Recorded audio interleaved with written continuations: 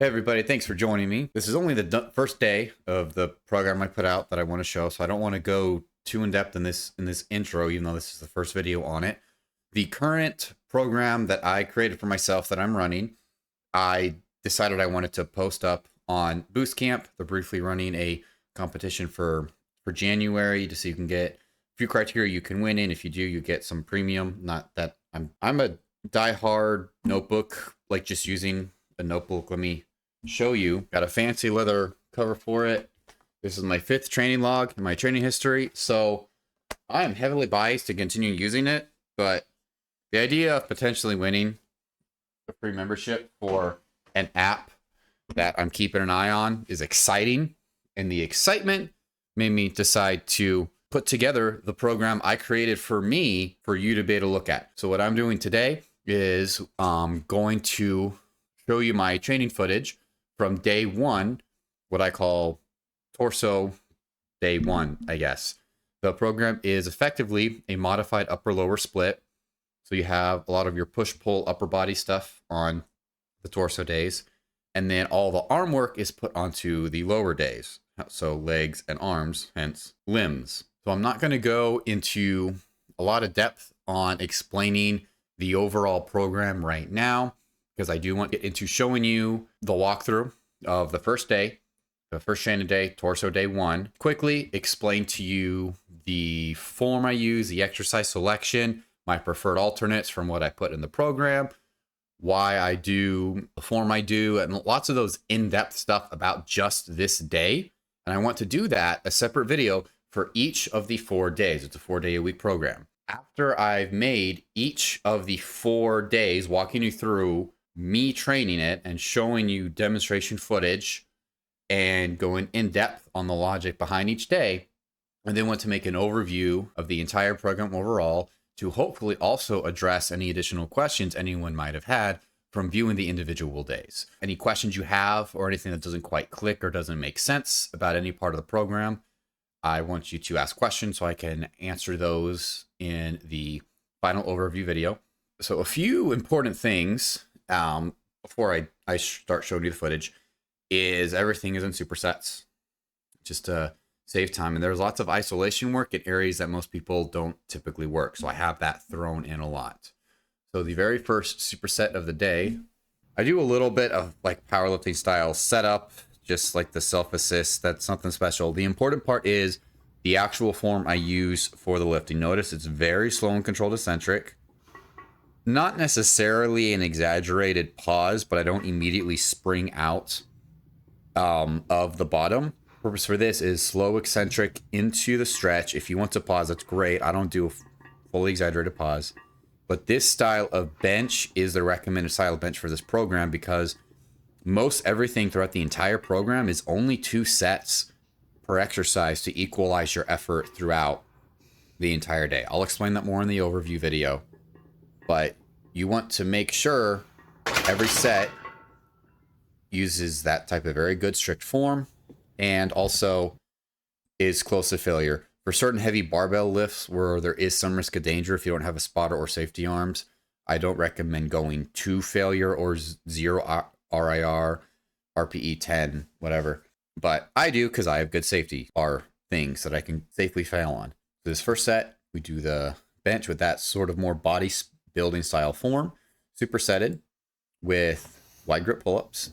Try to get as reasonably wide as you can. The important part is having your arms out at that bar angle, and then you go slow and controlled. You can, the concentric can be quick, but the eccentric needs to be slow and controlled. To get that stretch, you go down to the bottom, pause, and then you go up. This is going to be repeated a whole lot. It's general, very controlled, smooth bodybuilding form. Because of this form, I'm not even using weight. If I used weight, I couldn't get the proper rep range. And thirdly, these were supersetted with calf raises. Now, before I put these together for the program, because this gym I'm at has so much equipment, it has multiple different calf stations. Like the area of the gym I'm in, there's like 3 different calf machines right there. Plus on top of that, I also like using the leg press for calves as well. But in the program, I just have 3 days of standing calf raises and 1 day of seated calf raises, just to keep it simple. I would recommend variations if you have access to reasonable variations. Doing calf raises on the leg press is one of my favorites, along with the donkey calf raise machine you can see in the background. Another one of my favorites, great stretch. But as to form, for when you do, this applies for every single day. The going down very slowly into that deep stretch, slow controlled eccentric, pausing in the stretch, that is where, you're going to hear this a lot for almost every single exercise. That is where a lot of the growth comes from, and how you get the most out of your 2 sets of every exercise every day. There's only a single day where you're not doing 2 sets of every exercise. What I count as failure is when after going down to a slow eccentric, pausing in the bottom at full stretch, when I can no longer get up to parallel, that's when I count myself as having failed. If you want to, you can then continue doing partial reps after that until you could pretty much no longer do anything. But I no longer count any reps past when I can hit parallel. The next superset is in the program. It's written as an inclined bench press on the Smith machine, which I do. The difference is I like to do it guillotine style. You don't have, it does nothing magical. You can do it more going down to the regular part of the chest. For me, because I'm used to the arc of doing a normal bench press or incline press, when I started at the chest, the Smith machine only being to go straight up. It felt weird ending at this position. I prefer to end in the same position, even if that meant starting at the neck. So guillotine style felt great. By doing the slow and control, which I'm recommending on every program, to make sure you get that slow eccentric and that deep stretch. That also means you are keeping very conscious thought into how your shoulders and your joints feel.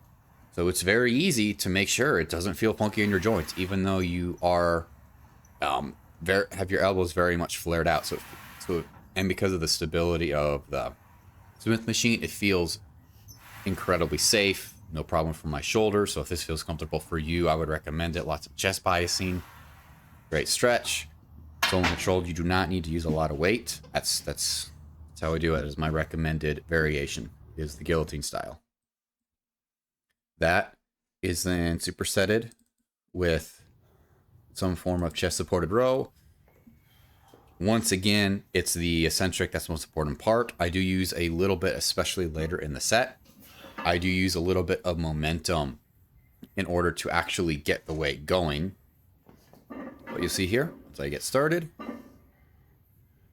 So momentum to get back. Very slow, exaggerated eccentric. Deep stretch into the pause, and then another one.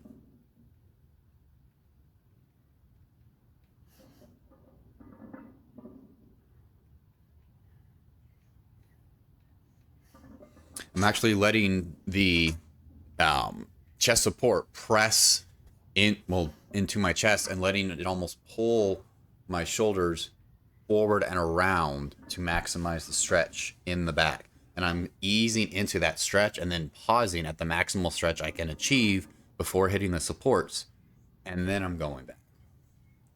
Because again, you're only doing 2 sets of this, so you want to milk out as much as you can. I'm getting bored watching this, but just how long the set feels in the moment is absolutely terrible. And finally, that is supersetted with both neck curls and extensions. Let me demonstrate those. Neck work, calf work, and ab work is going to be done every single day of the program. So you're going to see a lot of this. So I'm only going to show you a few reps of each, because if you watch all of these videos, you're going to get sick of seeing me train neck, abs, and calves. So standing, especially since you're doing something with your neck, you mess that up, you can't get a prosthetic neck. If you mess other lifts up, you can get a prosthetic like arm, you can get a hip replacements, tons of other things. But I recommend higher reps with neck work, so that way you can better feel if you're doing something wrong that might tweak it. I do not recommend going to failure, and this is definitely a use case for slow and controlled form, no jerking, to make sure you're not going to mess yourself up. And start these light when you get into it. I've been doing these for a while, and I'm still only using 35 pounds to make sure every session I come in, I don't feel anything off in how I'm moving my neck and how I have my body positioned. Some days I still have to drop a ton of reps because I realize I started something off wrong. I do extensions and go immediately into curls, neck curls. This is, once again, it's the eccentric. That's the important part. As you're letting the neck stretch out, what you can also do for this is, because of just how gravity affects the plate, is you actually, as you are going down, press the plate into your head. So that way, as you are leaning back, you can apply more pressure. And then as you're lifting up, you can stop pressing and just let your arms be used for balance. That makes the strength curve, it accentuates the strength curve on the eccentric, which, as I understand, is even better for growth. You stop pressing on the plate to allow yourself to get another eccentric to be in position. You stop pressing on the plate to get another concentric to get you in position to do another eccentric, where you then add more pressure to the plate to basically just get more hypertrophic benefit. Also, so the rep numbers are more similar, because I found I tend to be able to hit a few more reps on the curls and the extensions. So that is your second superset of the day. And then into the AD press, the anterior deltoid press. I prefer to do it on the Smith machine. Again, throughout the week, you'll find me doing multiple movements on the Smith machine. For those that aren't familiar, the anterior delt press, also known as the Alpha Destiny press, because he kind of popularized it when he was so-called Alpha Destiny. Now he just goes by his name, Alex Leonidas. It's a very high incline bench press. It's almost vertical. So it is mostly shoulders, but because you're so braced with your back like that, not having to move anything around your head, so it's a straight up and down line. And in this case, you're in the Smith machine, the extreme amount of stability all around really allows you to push to absolute failure on the shoulders. So it's my preferred method for, well, it's one of the variations you'll see for direct shoulders throughout the week anyway. Same cues, slow eccentric. Ideally, pause is fine, but it's about getting into that deep stretch position. You are going all the way down. We are not trying to hit weight. We are not trying to hit reps. We are trying to hit failure under control, with the eccentric being important and the stretch being important. That applies to pretty much every lift you're going to see all week. I'm going to keep repeating this point. I'm going to get sick of hearing me saying it. Next on the superset, we get to shrugs. Basic barbell shrugs. You're going to be doing shrugs twice a week on this program, so if you want to swap out one or both of these, this would be another one of the first exercises. I recommend looking at variations if you have something you prefer. I've had good success with doing them on machines or with dumbbells, but it's simple. It's about getting into that stretch position, so there's not too much to add. Hopefully just the video itself is telling you what you need. Very similar. Going to that deep stretch, a pause in the stretch. Simple as that. I'm going to move on. This doesn't go on too long. And then after shrugs, we are moving into the decline sit-up. In boost camp, it just had an option for decline crunches, but you're actually doing a full sit-up. And really any variation, whether it's on a glute ham raise machine or just even on the floor, as long as you can do it for a good rep range. If you're strong enough to do it weighted. Like if you can hit more than 20 reps of whatever variation decline like I'm doing or otherwise, start doing it weighted. The emphasis here is, once again, slow eccentric, ideally at least some degree of pause, not immediately rebounding out. And a cue I'm having to constantly remind myself of is to make sure you're actually focusing on the curling aspect of having the spine curl up. Too often what I find myself doing, which is why I prefer lower reps and heavier weight, particularly for sit-ups, is higher reps. I will start to lose focus on initiating the movement with the abs and begin using the hip flexors, and the hip flexors will tire out because I'm using improper form. Heavier weight, it's a shorter set. I can put more mental effort in each rep on making sure I'm initiating an actual curl movement where you are bringing your rib cage down towards your pelvis, initiated with the actual muscles in the abdominals. That's a very important cue for me that I keep messing up on. That's why I probably recommend a lower rep range than other programs do. That is solely because I need to stay in that rep range to make sure I keep using proper cues and proper form. If you can maintain proper form with a high rep range, go with the rep range that feels best for you. And then after that, we are on to our final superset for the day. First, we have the dips. In the program, they're listed as weighted dips. However, since this is your fourth press of the day, you probably will not need to use weight. I do not. I'll be around 195, 200 pounds. And when you're doing them properly, it's very low eccentric into as deep of a stretch as you can manage without pain or discomfort. You probably won't need weight. And if you do these slow and under control without weight, you're probably going to be surprised at how deep you can safely go.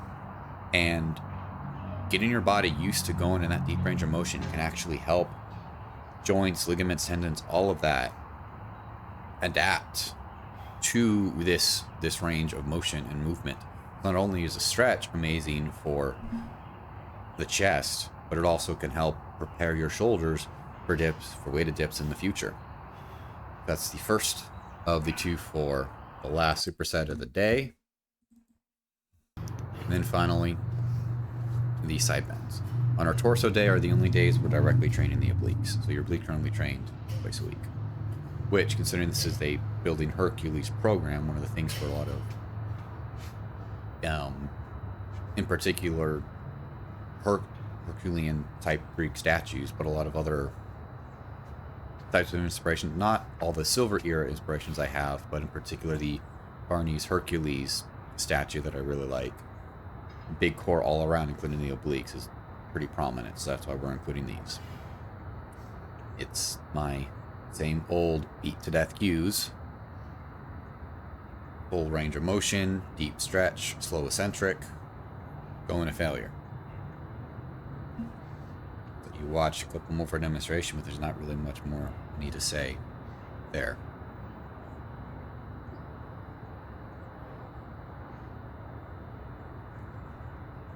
I'm going to skip to the other side.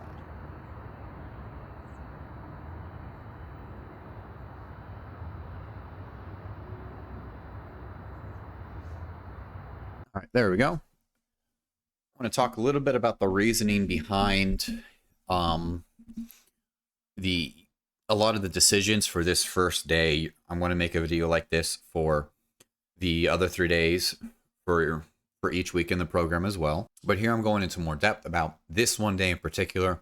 Hopefully this will answer some of the questions people might already have. If I missed some or didn't quite explain my reasoning properly, ask it in the comments, and I can even include that question and answer in the final overview video, or to inform me how to make the next training example video for this program. Hopefully for the first day that'll do it.